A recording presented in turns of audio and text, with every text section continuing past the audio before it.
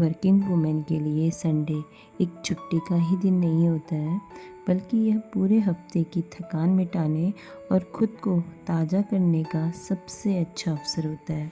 यह आराम का समय होता है, परिवार संग समय बिताने का समय होता है और सेल्फ केयर और मानसिक शांति का समय होता है। क्या हम वाकई इसका उपयोग कर पाते हैं? नमस्कार दोस्तों, स्वागत है आपका मेरे YouTube चैनल देवभूमि डेली ब्लॉग्स में।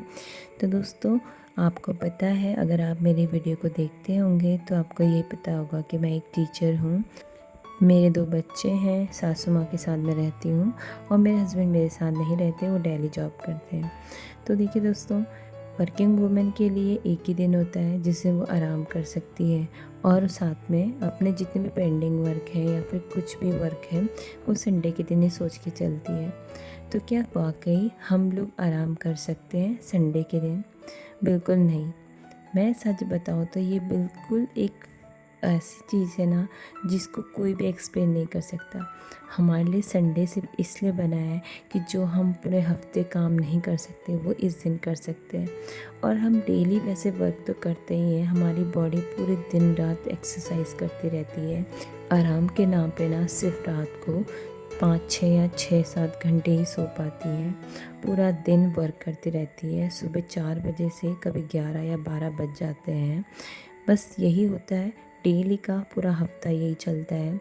फिर एक दिन मिलता है संडे। संडे को बस यही सोच के चलती है कि पूरा हफ्ता जो हम नहीं कर पाए ना उस दिन करेगी, संडे के दिन करेगी। तो कहाँ आराम, कहाँ फैमिली के साथ बैठना और कहाँ अपनी सेल्फ केयर। यहाँ तो बस घर को सजाना और अपना वर्क करना, यही चीज़ रह जाता है। एक वर्किंग वुमेन के लिए कोई दिन संडे का नहीं होता, कोई दिन आराम का नहीं होता है। ये सच्चाई है। अगर सच बोले ना, अगर हम आराम करने को जाएंगे ना तो दूसरे दिन का हमारा बहुत सारा पेंडिंग वर्क रह जाता है और वो फिर नेक्स्ट वीक में ना हमारे लिए डबल पड़ जाता है। तो यही चीज़ होती है, अगर हम सोच के चलते हैं, पूरा हफ्ता यही सोचते हैं कि हम संडे को करेंगे, संडे को करेंगे, तो अगर हम वो संडे को छोड़ देंगे वो वर्क, तो वो नेक्स्ट संडे के लिए पेंडिंग रह जाता है। तो फिर वो डबल वर्क हो जाता है और हम यही सोचते रह जाते हैं कि हमारा ये काम नहीं हुआ है, नहीं हुआ है, और एक मेंटली टेंशन रहती है कि हमारा ये काम नहीं हो पाया। अगर हम वो काम को कर लेंगे ना तो हमें बहुत ज़्यादा मेंटल पीस होता है, शांति मिल जाती है, क्योंकि हमारा काम जो है हो चुका है। हमारे दिमाग में कोई बोझ नहीं रहता है कि हमने काम नहीं किया है। और ये सच्चाई है। कोई अगर वर्किंग वुमेन है ना, अगर वो बाहर काम करती है ना, तो अपने घर के अंदर का काम कभी भी नहीं छोड़ेगी। वो ये नहीं देख सकती कि ये काम पेंडिंग है, वो उस काम को भी ना उसी दिन करेगी जिस दिन उसको दिखेगा। क्योंकि भाई ये चीज़ हो जाती है कि हम नेक्स्ट टाइम के लिए नहीं छोड़ सकते, वो डबल बन जाता है, वो काम डबल बढ़ जाता है। और डबल काम करने के लिए इतनी ज़्यादा पावर नहीं होती है कि हम कोई भी काम को दिन रात लगे रहेंगे और तब जाके वो काम होगा। हमें बॉडी को भी रेस्ट देना होता है। तो ये चीज़ होती है, अगर हम संडे के दिन को लेके चले ना, तो संडे के दिन हमारा यही होता है कि सारे पेंडिंग काम जो है हमें संडे के दिन करने होते हैं। तो आज मैं सुबह सबसे पहले ना 5 बजे उठी। आज थोड़ा लेट मैं इसलिए उठी क्योंकि माइंड बिल्कुल रिलैक्स था। कोई टेंशन नहीं थी कि बच्चों को भेजना है, मुझे जाना है। बस अपने मन से काम करना है, जो हमने सोचा आज दिन भर हम करेंगे वो। भले ही आराम ना मिले, पर स्लोली स्लोली अपना काम करेंगे। तो मैं उठ गई थी 5 बजे, लगभग उजाला हो चुका था। मैंने छत में वॉक किया, थोड़ा सा मेडिटेशन किया, एक्सरसाइज किया। देन उसके बाद मैंने गर्म पानी पिया और मैं नीचे आई झाड़ू वाड़ू मार के। मतलब मैंने ना बाहर का झाड़ू मारा, आंगन का, क्योंकि वो डेली मारते हैं हम। पर ना जो संडे के दिन होता है ना, हम बहुत अच्छे से मारना चाहते हैं, क्योंकि हम डेली ना फटाफट फटाफट मारते हैं। तो वो चीज़ रह जाती है कि भाई हमने क्लीन अच्छे से नहीं किया था। पर संडे के दिन बहुत आराम आराम से करती हूँ मैं, और बिल्कुल कोने कोने में, मतलब जहाँ जहाँ पे भी लगता है कि भाई हमने यहाँ पे पूरा हफ्ता नहीं किया अच्छे से, वहाँ पे भी करते हैं। फिर उसके बाद मैंने आंगन का भी झाड़ू मारा था और मैं आ गई थी यहाँ पे, मतलब जहाँ गमले रखे थे, पूरी पत्तियाँ सूख चुकी थी। मतलब कुछ तो ऐसी हो गई थी ना, बिल्कुल ऐसा लग रहा था कि पूरा प्लांट डेड हो गया है, क्योंकि इनको ना दीवार के पास में रखा था और गर्मी से पूरी पत्तियाँ मुरझा गई थी। तो ये पत्तियाँ भी ऐसी ही हो गई हैं। इनको तो मैंने हाथ से निकाल लिया, पर अदर जो पत्तियाँ थी ना उनको मैंने कटर की सहायता से काटा है, क्योंकि बहुत ज़्यादा ड्राई हो चुकी थी। और ये अच्छी भी नहीं लग रही थी। फिर जो ड्राई पत्तियाँ उनको निकाल लिया मैंने। तो ये पेंटिंग वर्क था। और दिन शाम को बिल्कुल टाइम नहीं मिलता है क्योंकि इतने थक जाते हैं ना, तो बिल्कुल मन नहीं करता इन चीज़ों को करने का। हाँ, छोटे मोटे काम कर लेते हैं, पर ऐसे काम के लिए ना संडे के दिन बेटर है। फिर ये देखिए मैंने पूरी जो सूखी पत्तियाँ थी वो निकाल ली थी। फिर मैंने किया झाड़ू मारने का काम, क्योंकि इस साइड को ना प्लांट्स ज़्यादा हैं तो इनकी पत्तियाँ, फूल ये सब ज़्यादा होते हैं। तो इस वजह से ना यहाँ पे झाड़ू मारना ज़रूरी होता है, और सारी पत्तियाँ गिरी रहती हैं और फ्लावर्स भी गिरे रहते हैं। अगर हम अपने घर को साफ़ करते ना, अपना आंगन भी साफ़ करना ज़रूरी होता है। और आपने देखा होगा जो अपना आंगन साफ़ करता है ना, उनका ना मतलब अलग ही चमकता है घर, क्योंकि घर की सफाई अंदर से नहीं बाहर से भी होनी चाहिए। तो यहाँ पे जो भी कूड़ा है ना, इनको मैंने अच्छे से साफ़ कर लिया, और इसको मैं फेंकूँगी नहीं, इनको ना गमलों में ही डालूँगी, क्योंकि यही जाके खाद बनेगा। तो इनको मैंने गमलों में डाल दिया था। फिर मैं आ गई थी अंदर। जो भी ये टोकरी वगैरह थी ना, 1 हफ्ते से सोचा था इनको साफ़ करूँगी। तो इसको मैंने ना अच्छे से धो लिया, क्योंकि इसमें फ्रूट्स रखे हुए थे ना, तो काले काले धब्बे पड़ गए थे। फिर मैंने इसको ना अच्छे से वॉश करके इसको रख लिया। तो यहाँ पे ना पानी बहुत ज़्यादा गिर जाता है, क्योंकि जब भी हम कुछ भी धोते हैं ना, तो पानी के छींटे इधर को आते हैं, तो वाइपर लगाना ज़रूरी होता है। फिर मैं नहा धो के आ गई थी मंदिर में। मंदिर की थोड़ी सी सफाई की, और मम्मी लेके आई थी फूल। तो इन फूलों को ना भगवानों को चढ़ा दिया। मतलब ज़्यादा फूल आजकल नहीं मिल रहे हैं, गुड़हल के तो फूल बिल्कुल हो ही नहीं रहे हैं, क्योंकि बारिश इतनी हो रही है और फूल ख़राब हो जा रहे हैं। फिर मैंने कर ली थी आरती, और बाहर तुलसी में भी मैंने पानी चढ़ा दिया था। पूजा करने के बाद मैं अपने रूम में आई ना, तो यहाँ पे इतना बुरा हाल हो रखा था। मतलब ये बेडशीट तो बहुत ही गंदी हो गई थी। 1 हफ्ते से मैंने ना इसको चेंज नहीं किया था, क्योंकि टाइम भी नहीं हो रहा था। तो यहाँ पे मैंने बेडशीट चेंज की, पिलो कवर्स चेंज किए, और आज मुझे बिछानी है नई बेडशीट और नए पिलो कवर्स, क्योंकि ना हफ्ते में 1 बार ज़रूरी होता है चेंज करना, बरसात के टाइम पे खासकर, क्योंकि वहीं पे हमारा वॉशरूम है।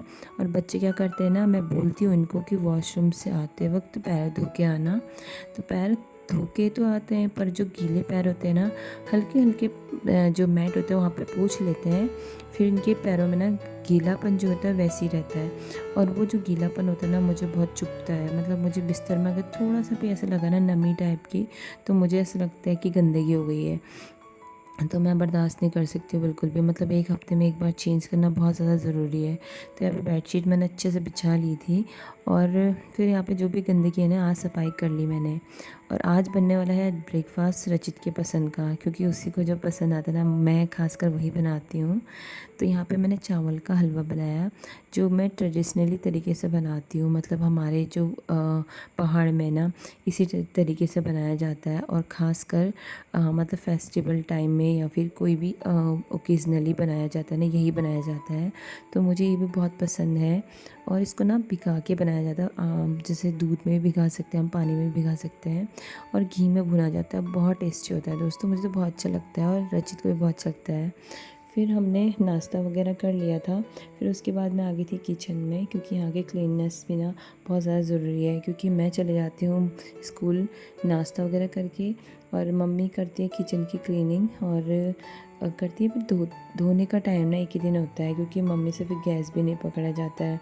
एक जना होता है तो गैस पकड़ लेता है, या फिर जो भी क्लीनिंग है ना उसकी मतलब 2 जनों के साथ ही अच्छे से हो पाती है, क्योंकि जो ये गैस का पानी है ना नीचे जाता है बर्तनों में, और जहाँ पे सिलेंडर रखा है वहाँ पे जाता है। तो इस वजह से ना थोड़ा सा ना गैस धोने में दिक्कत होती है, और कुछ नहीं। फिर उसके बाद ना आज मैंने डिसाइड किया था कि मैं करूँगी यहाँ पे सफाई, क्योंकि ये जो हाथ के निशान होते हैं ना, एक तो ये ना वाइट कलर के बने हैं बॉक्सेस, तो इन बॉक्सेस में ना एकदम से गंदगी दिखाई देती है। जैसे मैं अगर हल्दी वगैरह का हाथ होता है ना, ज़रा सा उसमें लग गया तो वो पीलापन जाएगा नहीं जी से। तो यहाँ पे ना मैंने क्या किया, कपड़े में मैंने विम बार लगा के अच्छे से पहले साफ़ कर लिया। उसके बाद दूसरे कपड़े को अच्छे से निचोड़ लिया साफ़ करके, फिर उसके ऊपर से कपड़ा मारा ना, बिल्कुल क्लीन हो गया। ऐसे मैंने सारे जगह किया, जितने भी बॉक्सेस थे वहाँ पे मैंने क्लीन किया। तो बिल्कुल सच बताऊँ ना दोस्तों, इतनी सफाई ना किसी और चीज़ से नहीं हो सकती जितनी इससे हुई। मतलब पहले विम बार से मैंने थोड़ा थोड़ा साफ़ किया, फिर उसके बाद एक मतलब कपड़े को लिया, उससे निचोड़ा, और उसके बाद उससे पोंछ लिया। तो बहुत अच्छे से सफाई हो गई थी। और यहाँ पे ना मैं कब से सोची थी, इतने छींटे गए हुए थे ना ऑयल के, मतलब बता नहीं सकती हूँ। ये ऑयल के छींटे ही बहुत ज़्यादा गंदगी करते हैं, और ये अगर जम जाए ना, जमते रहे तो बहुत ज़्यादा मोटी लेयर बन जाती है जो सफाई से भी नहीं जाती है। तो इस वजह से मैंने यहाँ पे ना पहले तो अच्छे से सफाई कर ली, और उसके बाद में मतलब पहले ऊपर की सफाई की, फिर नीचे की करूँगी। अभी नीचे बॉक्सेस में भी करना है, तो यहाँ पे भी मैंने सेम वही प्रोसेस की थी। कई दिनों से पोछा लगाते समय सोच रही थी कि यहाँ पे ना छींटे के निशान दिख रहे हैं, और ये छींटों के निशानों को ना साफ़ करना बहुत ज़रूरी है, नहीं तो किसी की नज़र पड़ जाए ना बिल्कुल अच्छा नहीं लगता है। बल्कि हमें अच्छा नहीं लग रहा है तो किसी और को क्या अच्छा लगेगा। फिर उसके बाद मैंने ना स्कूल की यूनिफॉर्म वगैरह कपड़े धोने के लिए, भिगाने के लिए रखे थे। भिगाने के बाद मैंने ना किचन साफ़ करके सीधे मैंने कपड़े हाथ से ही धोए, मतलब ब्रश से इनको साफ़ कर करके धोए, क्योंकि इनको धोना बहुत ज़्यादा ज़रूरी है। मतलब खासकर यूनिफॉर्म और ये बेडशीट है, क्योंकि इसमें ना गंदगी बहुत ज़्यादा लग जाती है। और यूनिफॉर्म में तो जगह जगह बहुत ज़्यादा गंदगी होती है, बच्चे ने से बैठ जाते हैं मिट्टी में, तो बैक साइड में ना बहुत ज़्यादा गंदगी रहती है, घुटने वाली साइड में बहुत गंदगी रहती है।